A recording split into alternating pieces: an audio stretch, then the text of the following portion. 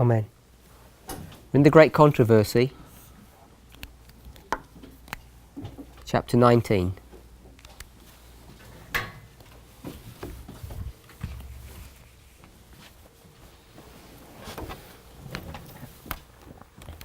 Light through darkness. It's been a few days since we've come together, so maybe some of us may not remember the point that we were getting to, the points that have been made. We spoke about what it means to be a prophet, and we mentioned that in maybe the last 3 or 4 classes. We read our class notes. What is a prophet? So I want to come out of that study now. Hopefully we have a better idea of what it means to be a prophet, that there are these 2 degrees of being a prophet.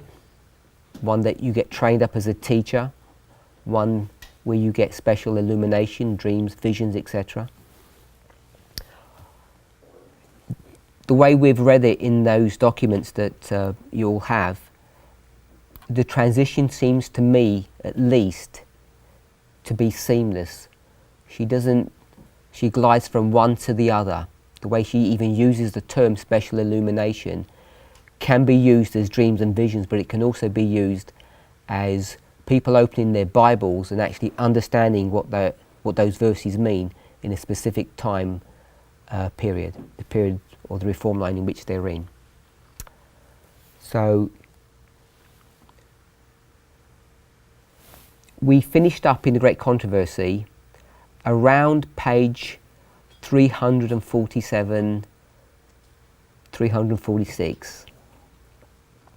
So that's where we got to. Maybe even around page 346. What she's going to do is develop this thought about the servants not fully understanding what their message is. And we picked that up, if you recall, from 343, paragraph 2. So in 343, paragraph 2, halfway into the paragraph, she's going to make the following statement. But no man, however honoured of heaven, has ever attained to a full understanding of the great plan of redemption, or even to a perfect appreciation of the divine purpose in the work for his own time. Men don't fully understand the work that God has given them to do, and they don't comprehend this work in all of its bearings. Drop down 2 paragraphs, 344 paragraph 1. Even the prophets who were favoured with the special illumination of the Spirit, I understand this to be dreams and visions, even they didn't fully comprehend the importance of the information or the revelations that they're given. So she talks about revelations. That's the special illumination that they're receiving. Peter comments on this in 1 Peter chapter 1, next paragraph. And then I want to go to 344 paragraph 4. 344 paragraph 4. Though the finite minds of men are inadequate to enter into the counsel of the Infinite One, or to understand fully the working out of his purposes, yet often it is because of some error or neglect on their own part that they so dimly comprehend the messages of heaven. So what's that first part telling us? The first part of the sentence.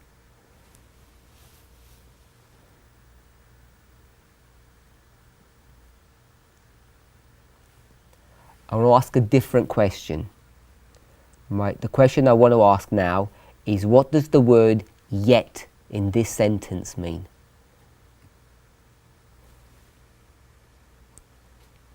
We can all see it there in that sentence, yeah? What does that word yet mean? What's it doing there, Brother Larry? This sentence, is it a positive analysis of what's going on or a negative one? I would say the ending part is showing us that it's negative, it's neglect. Okay, so the tenor of the sentence is negative. There's a problem. So in the midst of this problem, she puts this word yet. That would seem to turn it around. So how are you seeing what this the word yet is doing? It is showing that even though the last part is negative, the first part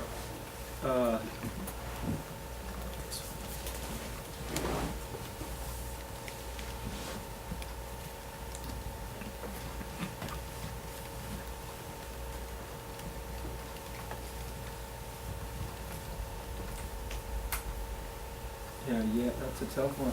Yet seems. Brother Graham. At the same time. Okay, so you're going to go with at the same time. So now explain what she's trying to say here. If you're going to do that.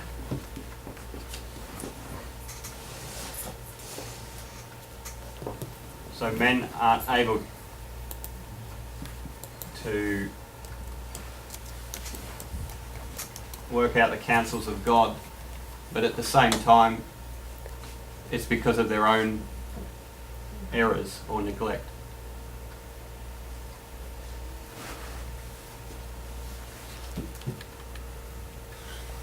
Brother Gregory?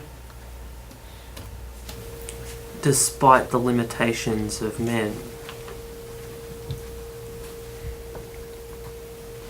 they can still know the messages better than they do. Is that the whole sentence? Or just Well, that's just my paraphrase. Yeah, of the whole sentence. Yeah. Well, just the part with the gun. Yeah. Brother Nathan?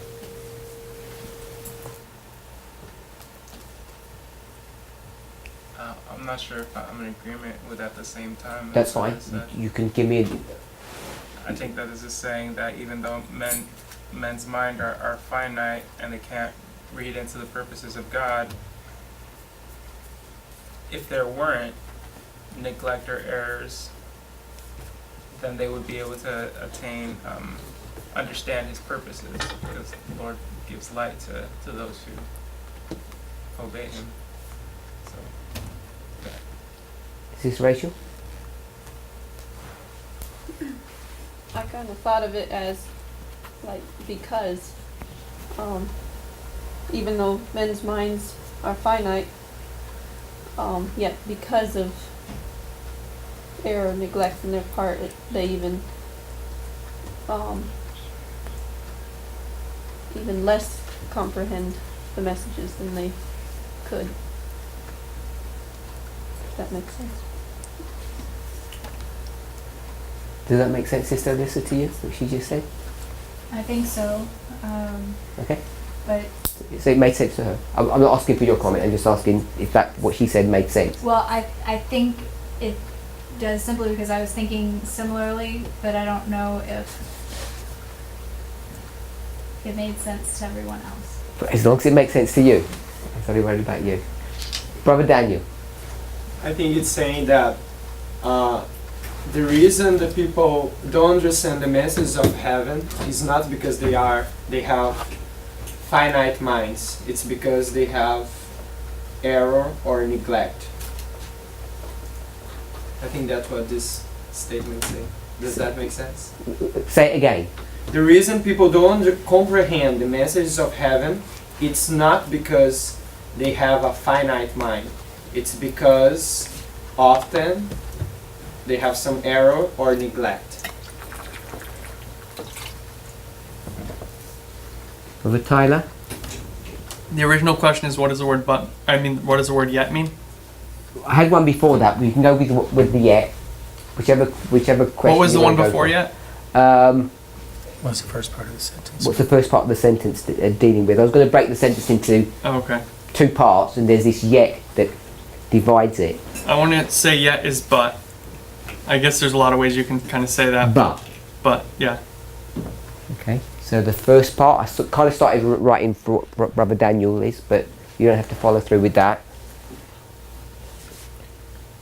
It's just that there's a limitation on how much humans can know about what God is going to do. And for the first sentence. Okay. That's it. Oh, and then there's more to the sentence. If you're going to do the But even though that is the case, that you can only know so much, humans know even less sometimes because of error or neglect on their own part to fully get to the level of comprehension that the Lord has allowed, or they can't even know, of the revealed will. Anyone else wants to make a comment? Is this Brittany? It's about yet. Is that Okay. Okay. I'd interpret that two different ways, but they kind of mean the same thing. I'd say yet means even so, or 1 second. Tell us what. even Tell so. us where we are. GC 344.4. 344.4. That was for other people, dude. Oh, okay. Not for you. Even though. No, even so. Even so. Is that different? Even so, even though? To me. Okay. Even so, or besides this.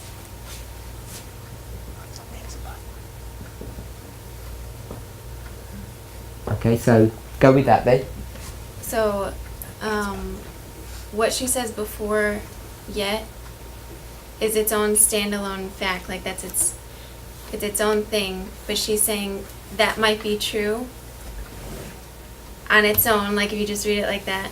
But she's clarifying more for you about what she means by that. She's not just leaving it by itself. She's connecting it to a thought. So she's really defining what she says in the first part of the paragraph. So what's the first part? Like, what does it mean? Yeah. That we might have, that we were created with finite minds. And we have finite understanding. Okay, so We have limitations. if I say this, you're not God, you are weak, Mm-hmm. limited. Mm-hmm.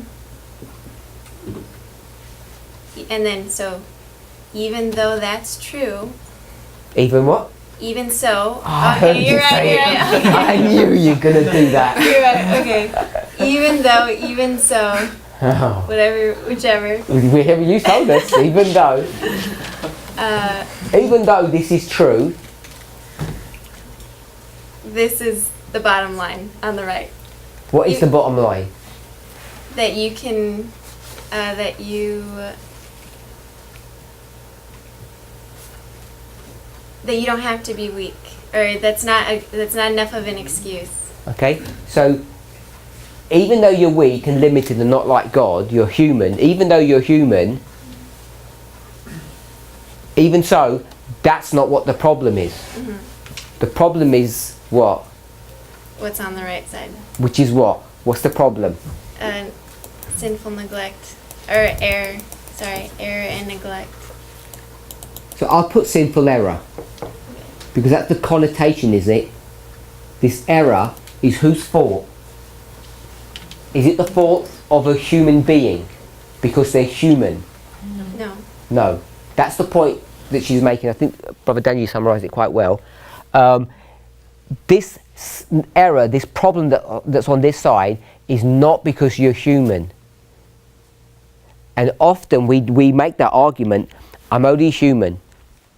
Not my fault. Don't blame me. And she's going to counter that by saying, just because you're human, that's not an excuse for having these errors, for having these problems. It's all about neglect. And it says on their own part. Even though you're human, yet you can't blame the problem because of that, because of your humanity. So I like that thought. Not infrequently, the minds of the people and even of God's servants are so blinded by human opinions, the traditions and false teaching of men, that they are able only partially to grasp the great things which he has revealed in his word. What she's telling us in the first part of that sentence, Brother Tyler, where it says not infrequently. The first, it begins not infrequently, the first part. Just not infrequently in the minds of people? Or past that? Past that. Not infrequently in the minds of people, even God's servants are blinded. Humans, false teachings. How far do you want me to go to? Sorry. Just what I didn't want to be prescriptive about it. The Okay. first part of the sentence. What's she setting up?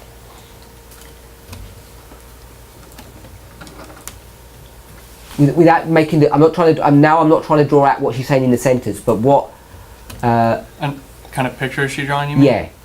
She's saying that there's two groups of people here. I see her saying the minds of the people is just the world, and then I hear her saying even the servants of God, meaning the church, Okay, or so God's people. That's what I wanted us to see, that there's two groups, and the people you're speaking to, the world, they're blind.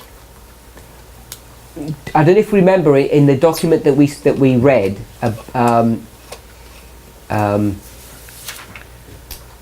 About the prophet. What is a prophet? Do you remember we read, I can't remember, I think it was in the Present Truth document, where she spoke about the purpose of nature. Do you remember that section we read? What was the purpose of nature? What is nature? Sister Alyssa, what is nature? It's a teacher, it's also a revealer of God. So it's the book. It's a book of God. Yeah. So we read that nature is not. It's not a problem with nature, but nature isn't doing its job. It's not working. So what does God do instead? So he sends people to help those who aren't going to use nature to learn of him. He'll do it through a different mechanism. He sends these people. So, not infrequently, the minds of the people are so blinded by human opinions and traditions and the false teaching of men that they can't grasp, or they can only partially grasp, the great things which he has revealed. But it's not only a problem with the people or the world. His servants also have the same problem. And she's going to bring this, she brings this point over and over again in this chapter, that it's really important for us to understand, not only in its historical setting, but also in our own experience.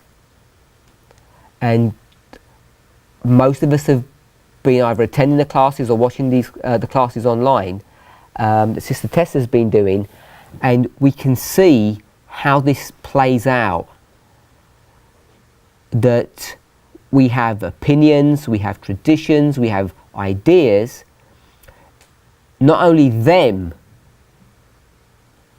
but also the servants do as well. The servants can get wrapped up in their own problems. And the reason we do is because we're human. Is that right? No. It's not because we're human. We don't get wrapped up in these problems because we're human, that we don't have divinity. That's not what the problem is. And the mistakes, and when we get tripped up, where we stumble and fall, is because of our humanity. It's not because we're just human. Anybody's got a comment or thought about that? Because too often we excuse things that go wrong because, you know what, we're only human. And actually, no, I don't think we've done it yet. Have we done the definition of whether you're finite or whether you're an angel. I don't think we have. I think we'll pick it up in the Great Controversy later on if we haven't done it. But for those of us who are aware of what I'm talking about, what are the characteristics of these people who are supposed to be the servants? I'm going to call them servants, that distinguish them from mere mortals. It's the characteristics of being an angel. There's 4 of them. I have mentioned them before, but I don't know if we've read them explicitly. Somebody brought them out earlier in class. Yeah, I think we have discussed it, but I don't think we may have read the passage yet. I think it may be chapter 22, but I could be wrong. So, Purity. we'll pick up one, someone? Purity. Purity.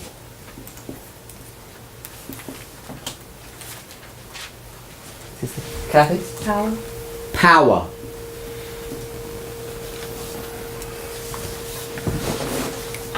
Authority. No, I don't think it's authority. Divine wisdom. Wisdom.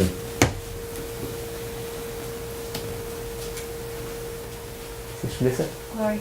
And glory. Did you find the quote? 355.2. 355.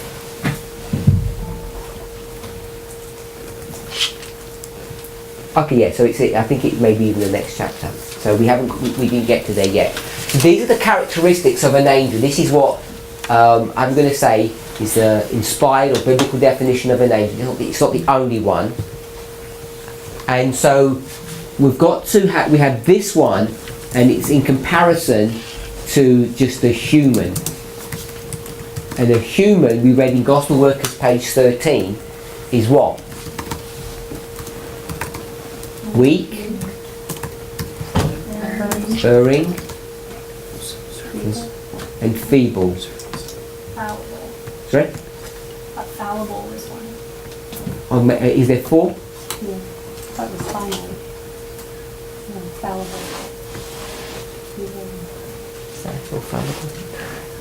Someone could have a quick look. Not infallible. They were weak. So we've got fallible, Yeah. weak, erring. Is it just those 3? So it's not feeble. It's not feeble. So the weak, erring, and fallible. She says not infallible. She puts a double negative there. So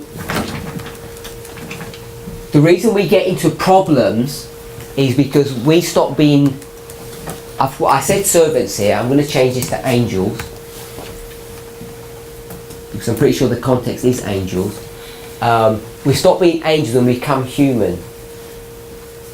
And this isn't the humanity where she says, though the finite minds are inadequate to enter into the counsels of the holy, of the infinite one, that they can't understand things. That's not what the problem is. The humanity that we talk about here is weak, erring, and fallible, is because of these other issues, because there's the neglect upon our part to dimly comprehend the messages of heaven.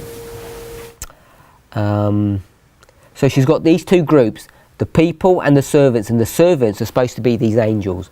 We do know that, don't we? Revelation 14, they're angels. They're not men, women, they're not human beings. They're symbolized as being angels, and the reason for that is what? It's as given on the board.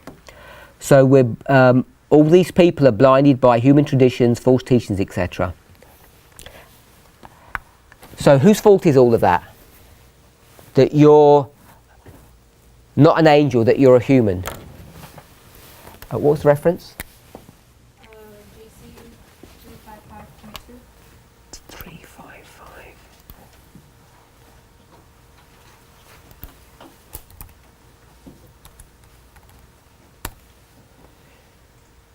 So I'll read this to us. The fact that an angel is said to be the herald of this warning is significant. By the purity, the glory, the power of the heavenly messenger, divine wisdom has been pleased to represent the exalted character of the work to be accomplished by the messenger, and the power and glory that were to attend it, and the angel's flight in the midst of heaven, etc. So we've picked up the characteristics. It's an angel, and what excuse do we have for our behaviour then, of our mistakes? The justifiable excuse, if you go back to 344. We have to have some, otherwise there's not much hope for us, is there? Do you want opinions, traditions? Why do we have to have some? Yeah, I'm asking. I want a good argument to say we have to have some so that we can get let off the hook. That means you can't blame us. Because What's our defense when people attack us? When I attack you, what's your defense? There's no excuse for sin. So you say there is no excuse, there is no defense. Because if we're talking about traditions like beliefs that have been passed on through generations, Okay, so no excuse. there's no. Yeah, I didn't. For example, if I was born Adventist, and if I was embedded with or imbibed with the wrong doctrine since I was born in the Adventist church, maybe I'm not responsible for that until I receive the light. But Anyone? Sister Sue Ellen. Blinded. Sorry? We're blinded by human opinions, traditions, But- and false teachings. I'm asking, that's not a very good defense, because she's attacking you for this. She's saying there's no excuse for this. So I'm trying to find an excuse. What's our argument to defend us against this attack? Brother Tyler, what argument have we developed in our movement to let us off the hook?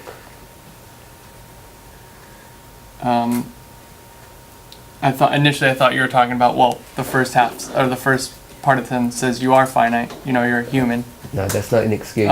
Jesus, like, But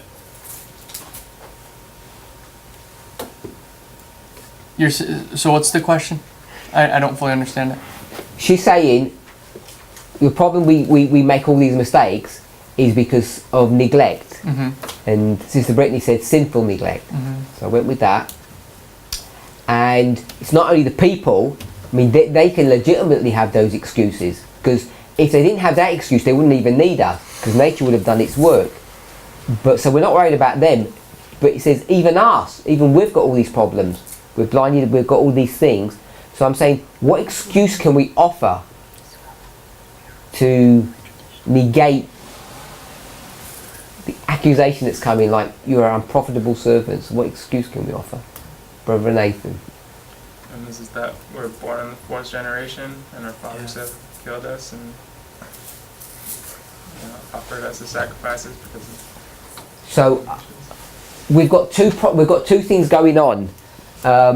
Obviously we've got this reform line, and this is the line of the angels, if I could say it that way. And these angels have got all these characteristics: power, purity, wisdom and glory. But God's got a problem, because these angels are not real angels, they're us. And while they're represented as this, when did the angels come in power, in purity, power and wisdom and glory? When did they come there? When did they first come on the scene with those characteristics? Sorry? Someone said something? I said 9/11. At 9/11? They're given their mission. Okay, so when's that? When they first given their mission? First angel's message.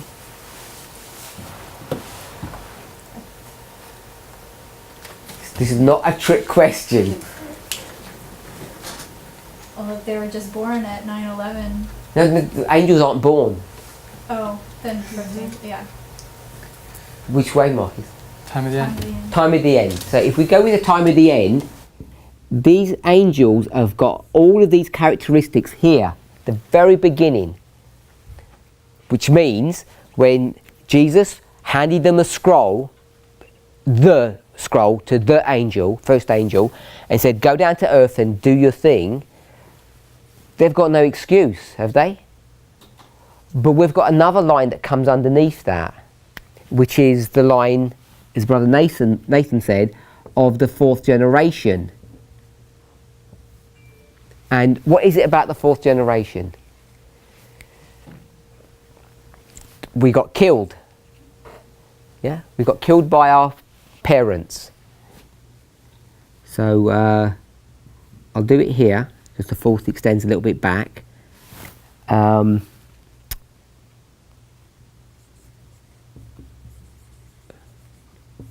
We were killed here. Okay, whilst we're here, I just want to pause for a moment, and I just want to make a point. So this way mark here, when you get to the fourth generation, what way mark? When is that, Brother Theodore? In our line, in our history. 1957. Okay, so this is 1957. That's the book, Questions on Doctrines. So someone's asked Brother Theodore a question. He doesn't know yet because I haven't told him. And the question is, why is 1957 the beginning of the fourth generation? Why is it that and not something else? Why, what is it in that thing that does it for us? What's Well, the because logic? it's the end of the third generation. And the third generation is... I could have given that answer to that person as well. So, What you want? Which answer do you want? The right one? a better one. Like it's the end of the third. I'll do that one as well, but that, I didn't think they'd be happy with that one. I think Well, the fourth generation always follows, precedes the time of the end. I don't know. Are you answering them right now? So we're answering right now, live. When does the period of darkness begin? With the fourth generation. So explain that. Explain how the period of darkness begins here and not before, connected with 1957. So Simply? I mean, well... yes, simply, because he's Yeah. talking to me. No, I didn't exist. So you're saying darkness does that, Yes. okay? So why did no darkness before? Why is the darkness hitting at 57?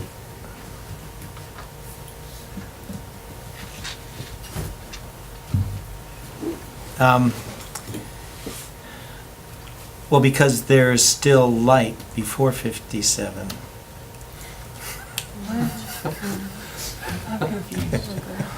Okay, so if There's still some light. There's still, if I understand what you're saying, you've got first, second, third, yeah, and then I've put fourth. yeah. And if this was light, yeah. you're saying the light's going down. Well, the third generation is the one that really gets rid of that light. It removes all light because of its methodologies. That it's the books of the New Order. It removes all possibility for anybody following in the fourth generation to even understand any of that light So that is in God's Word. They've removed, in a progressive series of steps, the ability to understand God's Word. God's Word's been totally distorted. okay, so I've just given the 3 dates that we Yeah. normally place, Yeah, and you're saying, yeah, they're illiterate. You become illiterate. sorry? She says they become illiterate. So there's something unique about the third, and you're saying it's in this history, so they do what? The books of the New Order, and Okay. it causes them to become illiterate. They can't read it anymore. They've lost the ability to understand God's Word.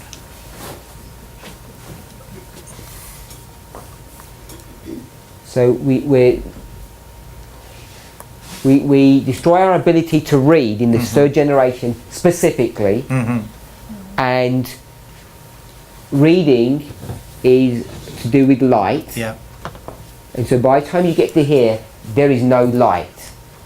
And that's why you're marking darkness in 57. Well, with the book Questions on Doctrine, it's the end of that, the books of a New Order. And that, by then, I mean, it's a symbol, obviously, but by then, nobody has the ability to understand light unless they have special illumination. Right? They have to eat the little book if they're going to ever receive light again. the time of the end allows that to happen. So I'm hoping my brother is like that. Like the answer to that question, it answers the question why we mark darkness here. Because I think normally, maybe I want to do it publicly because maybe we don't all appreciate it. Because normally we say the darkness stretches sort of ad infinitum somewhere in a sort of like a hazy thing. We don't normally think about it. We just say darkness and then the reform line. And we already learned from early writings. What have we learned from early writings? Darkness goes all throughout the reform. So it goes all the way through. The darkness doesn't suddenly end here. Increase of light, but there's still darkness. Yes, and also the darkness doesn't just stretch backwards to some kind of indefinite point.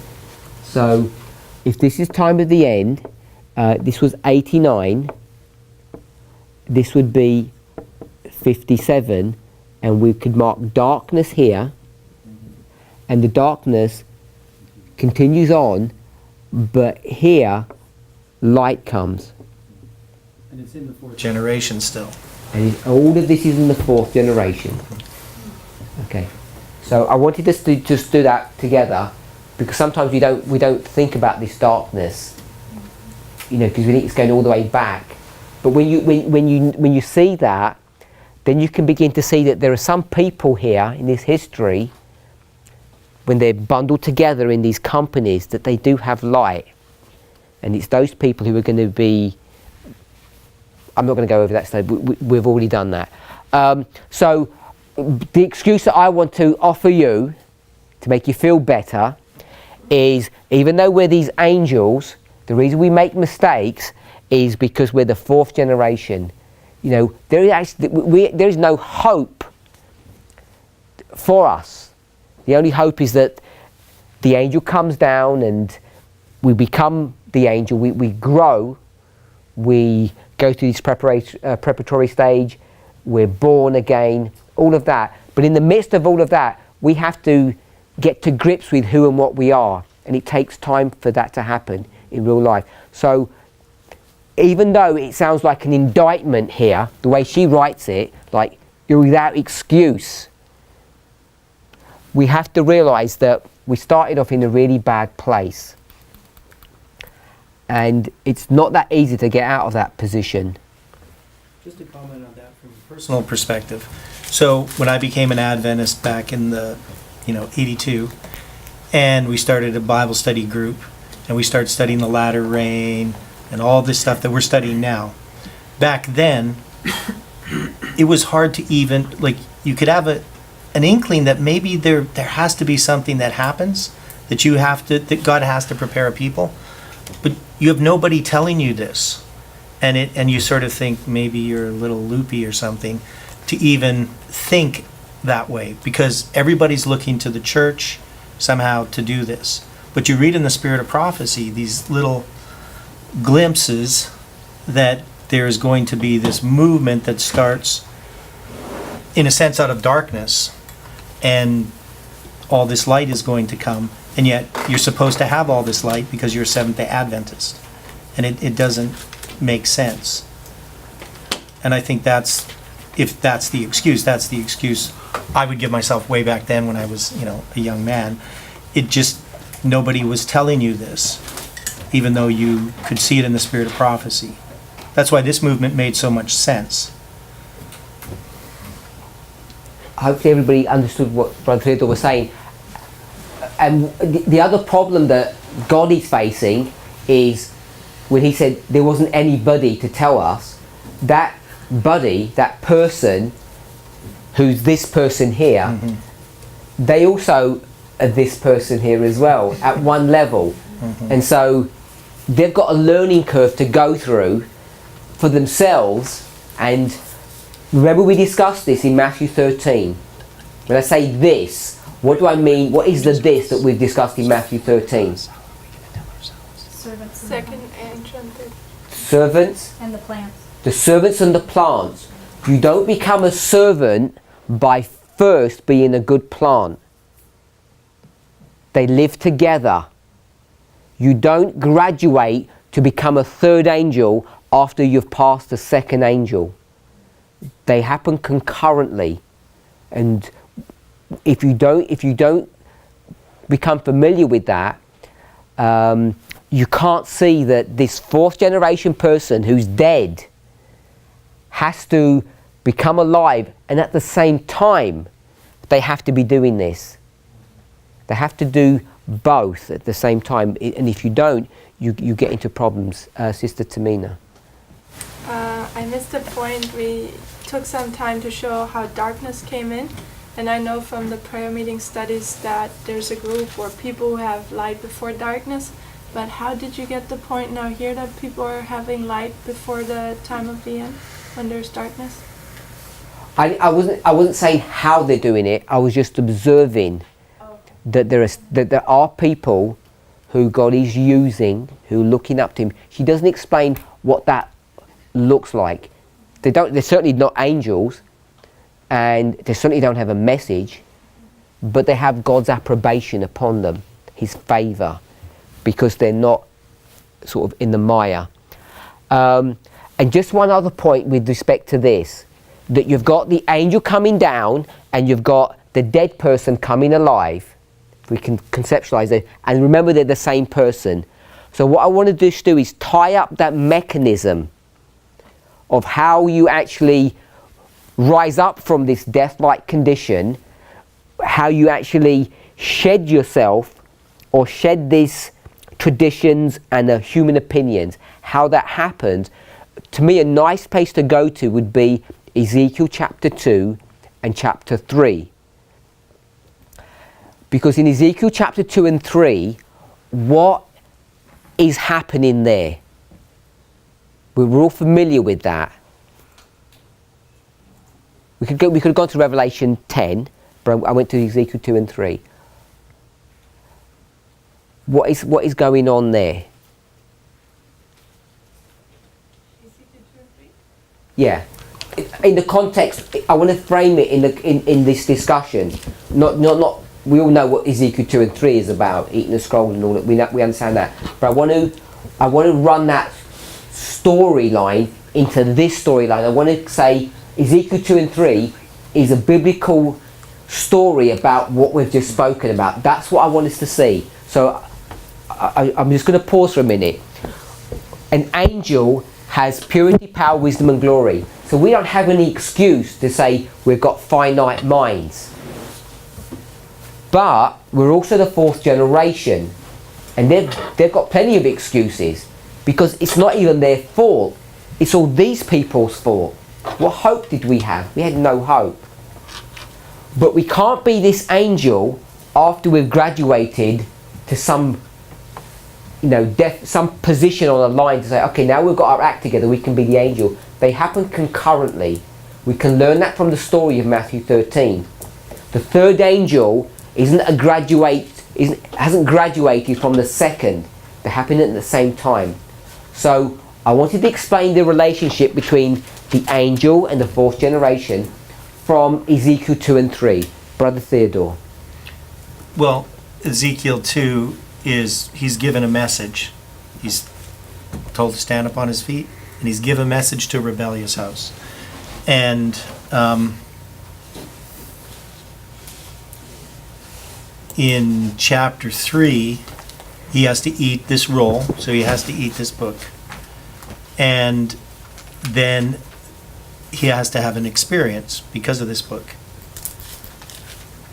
And it also says that people aren't necessarily going to understand what you're going to tell them. And there's some interesting stuff in chapter 3 too. But he becomes a watchman. He has to develop. He has to develop the characteristics that he needs to do this work. So I want to pick up two words: experience and development, which is all about progression.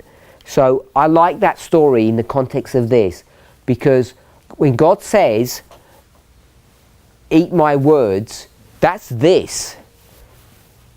You're just going to regurgitate what you've been told. without mistake. Isn't that correct? I mean, what comes in comes out. So you're not going to make any mistakes if you've been given that information. That's what we learn from Deuteronomy 18:18, isn't it? Deuteronomy 18:18. It says, "I will put my words in your mouth." In that verse, it doesn't talk about eating in a little book. It doesn't even say eating. It just says, "I'll put my words in your mouth." You're like a puppet, like a ventriloquist. So when you open your mouth, it's not even you speaking. It's God speaking, but it looks like you. So that's all this. But we know in this story, Ezekiel 2 and 3, that it's the eating of the book and the speaking or the giving of this message that develops an experience that this person's going to have. We can go to the same place in Revelation 10. You have the same thing. It's when you speak it out that you get this experience. And this experience is really this growth. But when you read those three passages that we've just done, Deuteronomy, Ezekiel and Revelation, they don't say, as you're getting this experience, you're going to stumble once or twice, make some mistakes, because you're a fourth generation human and you're not a glorious angel. It doesn't give that narrative. It doesn't give it from that perspective. But I want to say that is what's happening. In fact, if you read Ezekiel 3, towards the end, you'll see that he actually gets quite angry. And if you see that anger, I don't think it's righteous indignation. I think it's actually human passion. He's like furious. And then what does God do? I don't know if you're familiar without reading the verses per se, what happens when he's like fuming?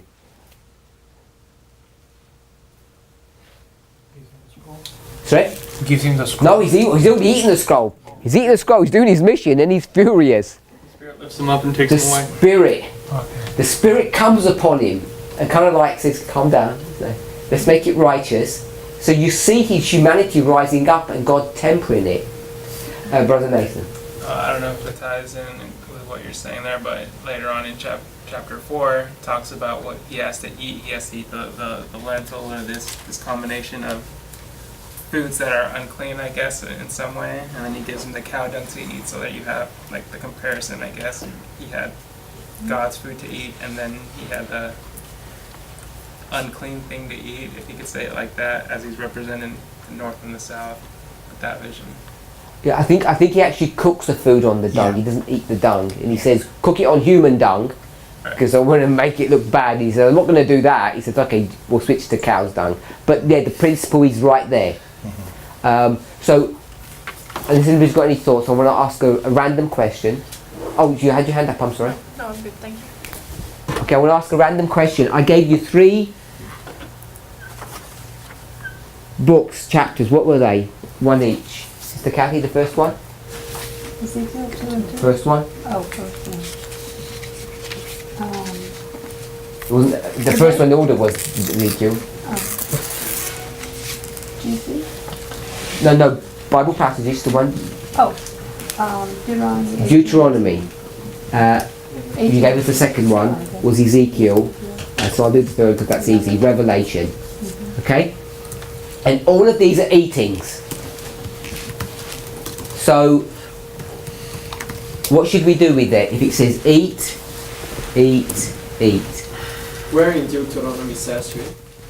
18:18, it doesn't say to eat. Remember, I did say that. It says, I'll put my words in your mouth. Okay. And I'm saying that's eating. Are we okay with that? What would you do with that? On top of each other. You put them on top of each other normally. Yeah? That's what we've tended to do in the past. Yeah? We've put them one on top of the other. Okay? So I've done it in... It is actually chronological order. I was going to say... I mean, it's in chronological order with respect to the book, but even historically it is. So it's in order. I've given you that. So, what are the waymarks? We're going to do the waymarks and we'll put it into waymark order. Does everybody understand? this is just a random thought, because we were talking about the angels and humans, weak and erring humans. This is why we've got traditions, because we're a work in progress. By the way, if you've seen the presentations from Italy, if you've seen the boardwork that Brother Daniel had put up before, where you have these 4 lines, priests, Levites, Nethinims, 144,000, you see differences between the priests and the Levites, just at that level. One of the big differences is this thing that we're talking about. That's why it's so important to see. That's why I'm labouring this point, is what's problematic about the priests is that we're angels all the way through. And what is it that you know about angels? If we could say all of that and encapsulate it into a single thought, they don't make mistakes. The message is pure, has power, wisdom all the way through.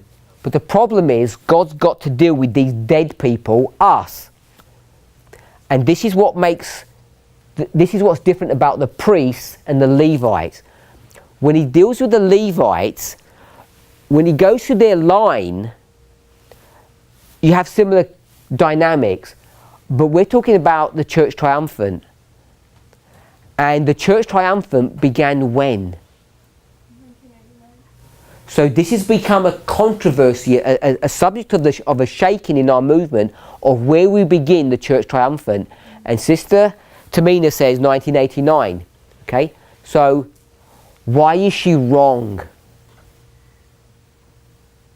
Why is she wrong? What's the definition of the Church Triumphant? They're triumphant. They're triumphant. They don't make mistakes. Without going to the nuances, I just want to, what does it mean that they're triumphant? They've gained the victory. They've won. They've gained the victory. And how are you going to define what gaining the victory is? What does it look like? Overcome. What's the church militant? That'll give you the clue. Wheat and tares. Wheat and tares. So the problem is, everyone knows the militant church has got wheat and tares, and we say we've got plenty of wheat and tares in our movement, therefore we can't be the Church Triumphant. That's the logic when I'm saying, tell me why she was wrong. So because of that, but we say, no, this is angels, this is a line of angels, we're triumphant all the way through. The difficulty that we have to internalize and explain is that this is the Church Triumphant, and we're in this transitionary stage which we call priests, different symbol, where there are wheat and tares who are in this time period where your church is triumphant. And what is a very easy proof for that? Which story could we go to easily prove that you have to have wheat and tares in the Church Triumphant? At least at this stage. Jesus. The ark. The building of the ark. I would go with the building of the ark. To me, it's a really easy one to see. Because when you go to the building of the ark, it wasn't 8 people building that ark. There were hundreds of people building that ark. And those people came for varying reasons. One of the reasons was filthy lucre. They were in it for the money. And they had no intention of being benefited by this project. And Noah didn't say, can I have your resume?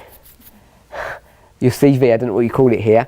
To check if you're a righteous person. He just said, give me your guild qualifications. If you're a competent carpenter, that's all I'm looking for. I'll take all your energy and your effort, and you help. Which was all good. So it's okay at this stage for that to happen. When you're building the Church Triumphant. The Church Triumphant is this ark that's being built, but you've got good and bad workers there. But there comes a time, once the ark is built, where have all those dodgy carpenters gone? They've all left. They're on a different project. Now everything's set up. Now the animals, the Levites, however you want to call them, when they come in and they join, the requirements for them are different. They can't be these fourth generation types, these people who've got human traditions and all that baggage. They have to come in under different dynamics, under a different situation. And it's that context that Ellen White's highlighting when she says the sinners in Zion have been sifted out, the church triumphant is the opposite of the church militant, and the church militant has got good and bad people, therefore the church triumphant hasn't got any bad people. It's that end that she picks up on. And in fact, in some of her passages, and we've addressed this because we got accused of this, she goes so far as to say the church triumphant is in heaven. And you can develop this argument to show that. Because when does humanity get taken out of a human being? Right there in Jacob's time of trouble. And it's then that we'll join the church triumphant that's in heaven. Once we're no longer human, that we're angelic or immortal when mortality is taken out. So it's not an argument that people have, it's an application that she's made. And we just take that application and bring it all the way back. But with one caveat.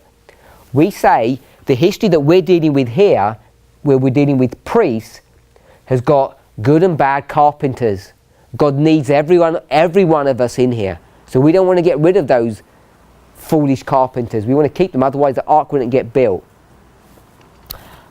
Are we okay with that? That's why this is I'm labouring the point, and I want us to see that, is when we look at the ark, the movement, it looks bad. It looks bad because we've got some bad people there. Bad carpenters, if you like.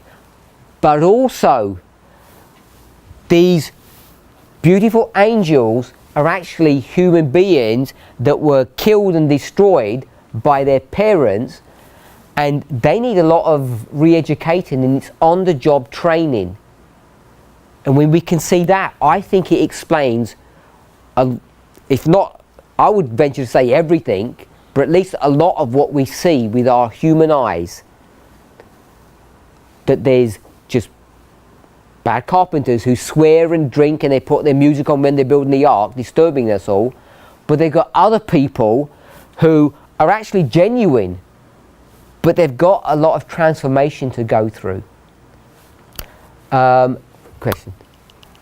I don't think when you look to the message, it looks ugly because the ark looks very beautiful. The people that build the ark are the problem. Amen. Let's put these in order. Oh, sorry, Sister Domina. I was just going to add to your thought that Ellen White comments on Matthew 13 and says the surface reader will look at the field and count it as worthless. Because he sees the wheat and the tares on it, and he sees the entire field as worthless, but it isn't. Amen. I like that thought. So both the same thought. The message isn't bad, the ark is perfect, that field is not worthless, it's a treasure mine, and it's God's kingdom. And the fact that there are tares there shouldn't disturb us. The fact that the wheat have choked and they're struggling to grow shouldn't disturb us. Where do we want to put this? We'll do the easy one. Revelation 10. Millerite line, 1840. I'm not going to ask Brother Daniel. He's going to give me some dodgy wrong answer. Sorry? He'll say 9/11. No, he won't. That's the worst thing. He won't. Okay, so you want to say 9/11? No, I'm just saying, he always likes to put 9/11. No, he'll say second advent. He won't say, he'll give a different one. I'll say like June 29th. Okay, go on then, Brother Daniel. Put us out of our misery. What is that? My opinion, Yeah, your one. yesterday. Sorry? Yesterday. Yeah, I told you. I knew we were going to do that. Okay, 1840, 9/11, if you're okay with that. This one. Okay, so we'll do 1989. But if we went to the Millerite line, because remember, all of us, we've got two concepts. I'll do it with the Sunday law concept. I've got Sunday law, close of probation, and the loud cry looks like what? A swelling. But, sorry? It can be a waymark. It's also a waymark. So we have those two things that we have to contend with. So Deuteronomy 18:18 is 1989, but it's also 1818 and not 1798. It's that 20 years. And the reason why that's important to know is why. Why do we? Is that 20 years become a prophetic symbol? Yeah. So 25 years before the 20 years begins takes you to what year? 25 years before the 20 years begins. I'm deliberately making it confusing. 1773. So I'm not going to give the date, but I'll just do this. 25, 20. So you've seen that happen. And what does he say here? In 25. In 25 years. So he says in 25 years. So you can do these things. You've probably seen Elder Jeff do that. You all have, because you were here last Sabbath, 2 Sabbaths ago when he did that. So while it's 1989, while it's 1798, it would also be, let me do it this way. That would be 1798. Then that would be 1989, if I keep both lines there. But in this history, we'd say it's 1818, which would correlate to what for us? 91, So we'd put 91. We'll go with 91 just to keep in pace with the studies that Sister Tess has done. The 2 years, we were to do that. It's 20 years, 2 years. Would that be good? Why do we go from 20 to 2? 2 Bible verses. You give me one, Brother Philip. How do you get from 20 to 2? Even if you don't know, but give me a book if you don't know the chapter or the verse. If you don't know, I don't know what people's knowledge base is. So I'm not. If you don't know, then you just don't know. Sister Kathy, how do you get from 20 to 2? The Bible verse. Don't tell me the mechanism. I don't remember. No. Okay, but you do remember. So, I mean, you do know, but you just don't remember. Brother Larry? Isaiah 6, Verse? 13. Okay, were you consulting? I saw a consultation there. Well, I knew it though. I told him. I said it's Isaiah 6, Good. 13. Isaiah 6:13. Brother Graham, another one. Revelation 11:13. Revelation 11, 13. Easy to remember, they're both the same verses. And what are we looking at, Brother Tyler?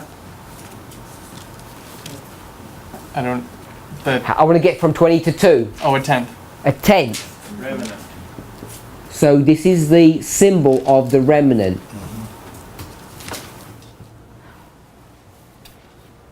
Did anybody not understand what I just did? Because I rushed through it, assuming that we know. If you don't know, just put your hand up and I'll do it again slower. Okay, so all I picked here because you said 91, 92. And then I said, well, Sister Tess put 91 because you wanted to make these 2 years. So I went for the 91. I'm not discrediting the 92. And then I said, by the way, remember Elder Jeff did 25-20 like that? So I said this 20 years comes into this. This is 20 years. Millerite. This is 2 years. I'll say priests. No, I'll say 144,000. So you've got 20 years and 2 years. Everyone can see it's already, we just knock off the zeros in the olden days, but we've got a more sophisticated logic. So I'm saying, what is the logic that we're going to use? We're going to see that the number 1/10 is a symbol of the remnant. And we can pick that up from these two Bible verses. They both have a 10th in the verse. In fact, there is another one that I should remember, but I don't. But both these give the number 10th, and 10th equals remnant. That's the key, that's the clue. And they're just the Bible verses that do it. So I'm saying this is not numerology. This is proper kosher stuff, that in the line of the remnant, which is us, the line of the remnant, it's 2. And the line of the Millerites, it's 20. So I just want to make that point, if you're okay with that. I'm not denying the 1992 is in there, but the 91 is a good date, and it works by paralleling these two really nicely. So what about Ezekiel? So we've got Sister Tess put the time of the end, but I'm going to put the increase of knowledge. Okay, this is the increase of knowledge. So we've got the increase of knowledge, and we've got the empowerment.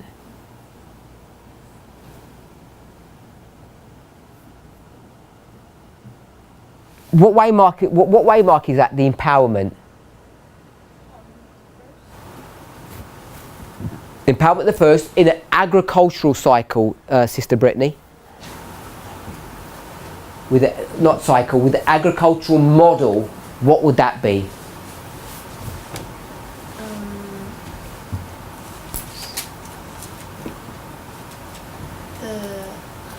The first sign of the plant. The first sign of the plant. I don't remember. The first sign of the plant, Sister Alyssa. Sowing the seed.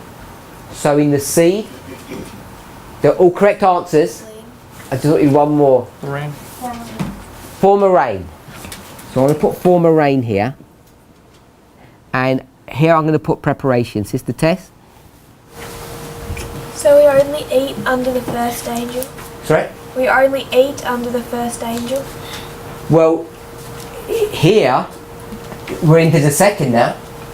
If you take our line, but not 1840. 9/11, it's the second angel arrives. In our time, not Millerite, then it'll all be under the first angel.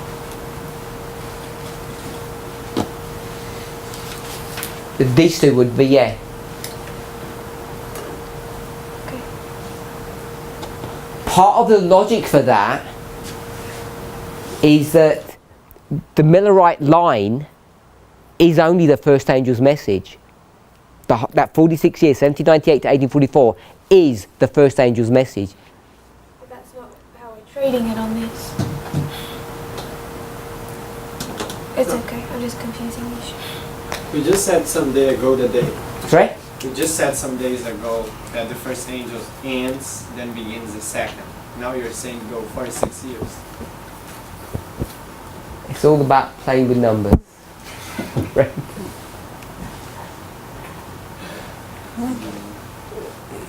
The Millerite line is just the first angel's message. It has all the components of the three angels' messages in there. Our history is the history of the third angel, just at that level. I think it's defendable.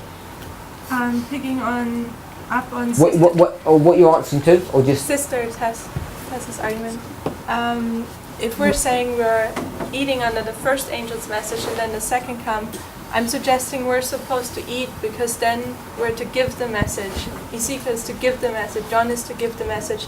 The same as from 1989 to 9/11, we're doing the work till we are getting baptized at 9/11. But once you're baptized, you're supposed to get other people on board. It's not about you anymore. Now it's about getting other people in. okay? Does that make sense? It was for her. Make sense? So I don't know. This one. 10 minutes. Brother Tyler. I want to say 9/11. I don't know if you've done this before and I just haven't seen it, but I know that Ezekiel 2:1 starts Okay, with he has to so, stand so upon his what feet. you want to do is say they're equal. Yeah. Or at least at the same spot.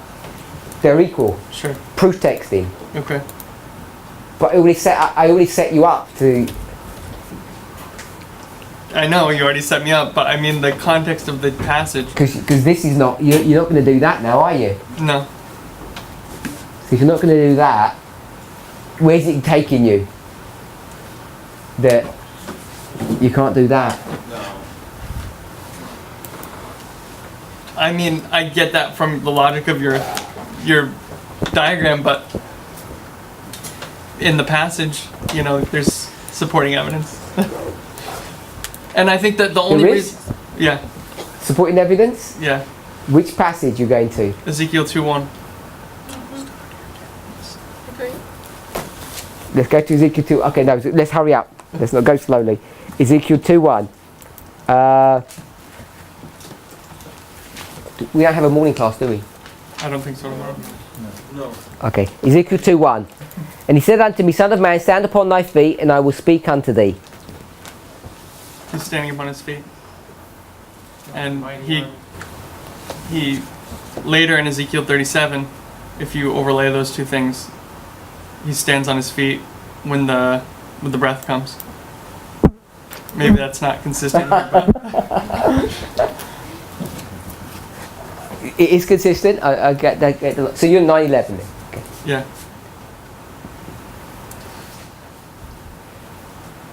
Brother Nathan.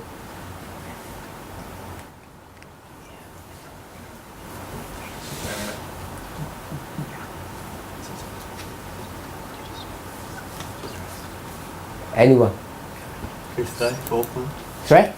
5th day, 4th month.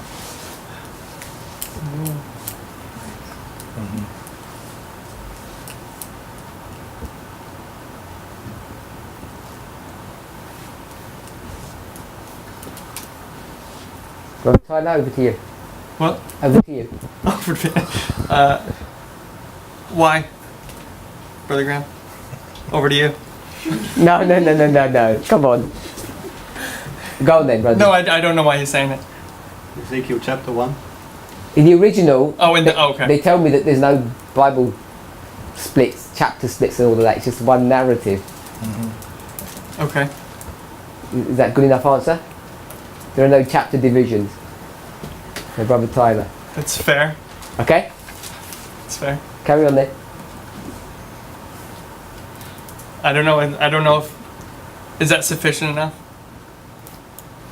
A bit more information. No, I mean Oh.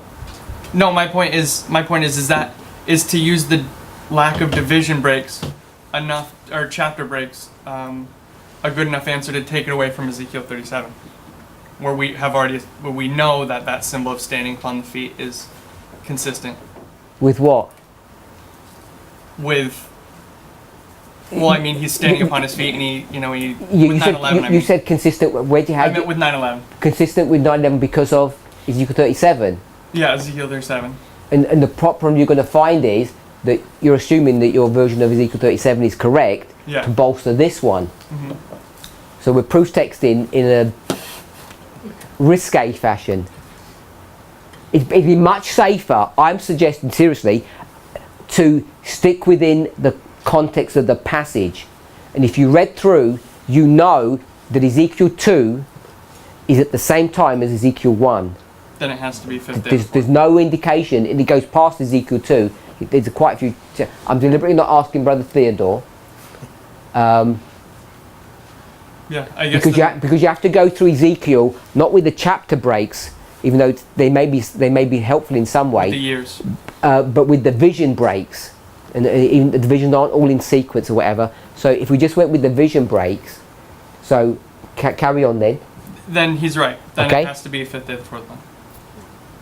That's Fill it in for us, because that doesn't mean much to some of us. fill what in? I did that one for you. First of the first month is 9/11. 5th day of the 4th month is midnight. Is that if that's what you're looking for? Okay, so I'll put midnight. Or 2014 for us. 2014. Sunday. So Sister Tess, what history, because you talked about angels, is 2014? Which angel history are we talking? Which history are we in? Second. So we're in the second. Well, I'll go with the second because the third is just all of our line. So I'll go with the second. So I don't know if that addresses whatever question that you're asking. So they're not in sequence. So I've got the second here, and I've got the first here, and I've got preparation here. So the other thing I want to do is let's go to the agricultural model. Sister Shaquetta, the agricultural model. I've got preparation. I've got former rain. What's this one? The latter rain? This is the latter rain. So, just these three, you can see that they're given an awful lot of information. You eat in the book 3 times, and there are 3 specific events. They're not the same event.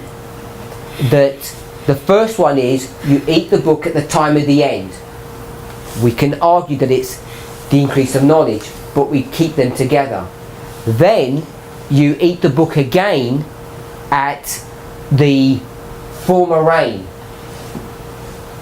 and that's still not enough. You need to eat the book again at the latter rain.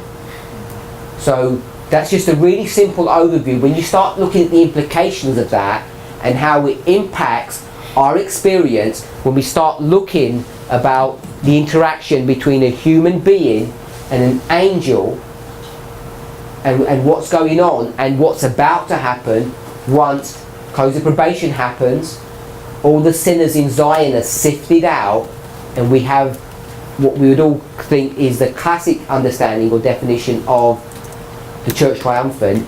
It begins to explain it through this concept of this progressive eating. So if we're going to do this in order, we'd have Deuteronomy, then Revelation, then Ezekiel. And why is... Now let me ask a different question. You're eating here. What's the purpose of this eating? What does it do? They're all going to speak when they do it. In the context of what the passage, when you eat and you start speaking, you're giving a message. So it doesn't say you're giving a message. What does it say in the passage? Speak God's words. What's everyone going to know? There's a prophet. So this one's dealing with the prophet. Revelation 10.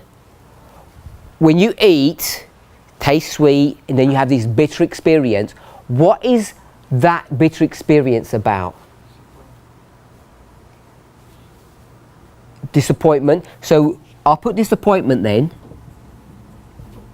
We're going to have to reevaluate that, I'm suggesting, when we start thinking about disappointments, because at 9/11 we have to conceptualize, do we have any disappointment? What is 9/11? So I just want to, I'll put that one, I'll put it in quotation marks, because that's what we normally say, the disappointment. I don't want to say it's wrong, but I'm saying to question it. What about Ezekiel? No public evangelism. Yes. At the Sunday law, that's what There's no public evangelism. Sorry? What's his... To Seventh-day Adventists, the message to Seventh-day Adventists. So this is a message to SDAs. At the Sunday law? And... Sorry? At the Sunday law? Thank you. And this experience that he's having, what is it? If we're going to say this one is about a disappointment, if we're going to argue that, what's this one?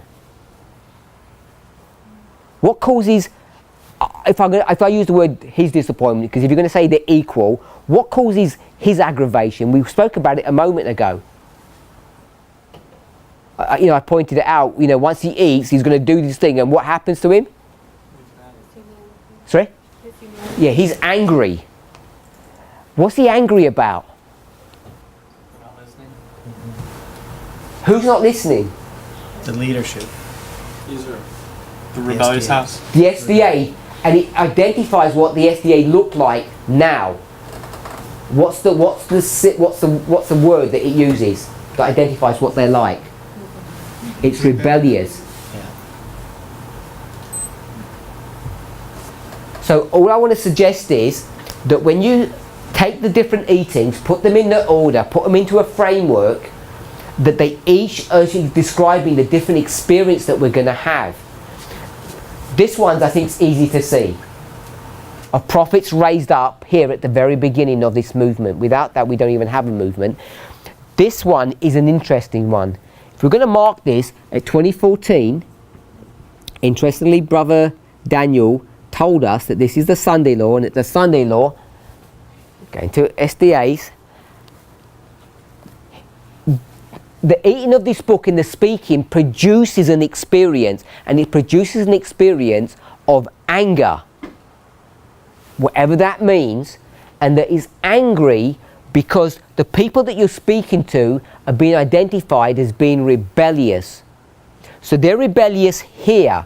If they're rebellious here, what's it telling you beforehand? That they're not rebellious. I'm not trying to bring progression into it. I'm saying if you just take a singular waymark, the rebellion is identified as coming here, not before. And more often than not, we mark rebellion at 9/11, don't we? That's where we mark it. But if this is correct, and Brother Graham says you pick it up at 5th day of the 4th month, then the rebellion of Adventism is not at 9/11. The rebellion of Adventism is here at 2014. And 2014 is what, I'm going to say this sillily, what waymark is this? You're not going to know what I mean, but if I pointed to this, what waymark is it? Midway. And what is midway in the line of Christ? The cross, AD 31. And AD 31, the cross, we've already discussed Matthew 24. Why do we have Matthew 24? What's the context of Matthew 24? Why do you even have that discussion? The temple and it being left unto them desolate. Because it's Matthew 23, verse 38. The temple is left unto you desolate.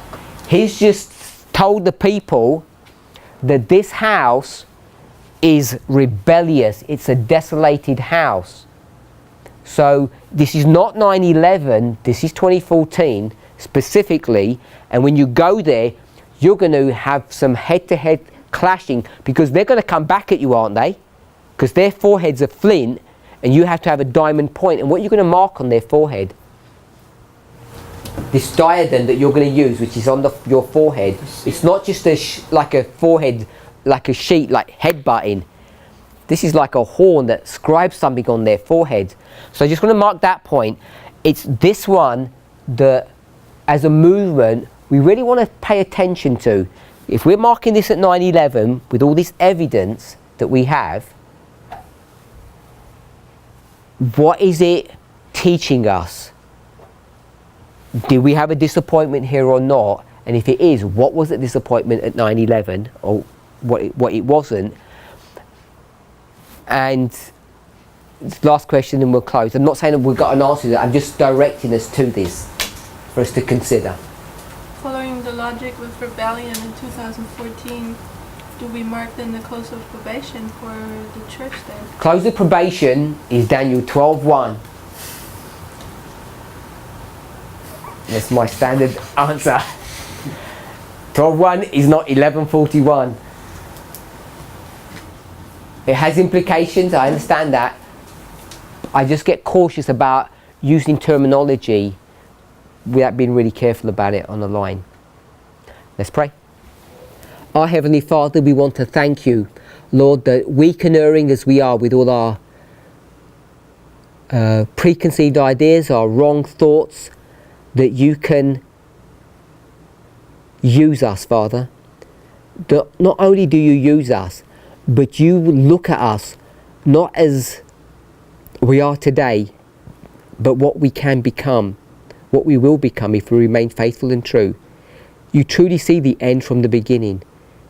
You see what we will be like at the end, these beautiful, glorious angels. Father, help each of us in our humanity to rise up to be those people that you desire us to be. Lord, as we see the explanation of that upon a line, we realise that we are the fourth generation, and we ask and pray that you would help us to correct all of the things that we have imbibed from our parents. Father, as we consider the eating of the little book and how it impacts this line, this movement throughout our history, we want to be guided and strengthened by this truth. Father, we ask and pray as we eat this book through the preparatory stage, through the first angel and into the second, what it actually truly means to us and what these things can teach us. We thank you, Lord, that you're continuing to be with us and guiding us, and that you have promised that you will never forsake us. We thank you in Jesus' name. Amen.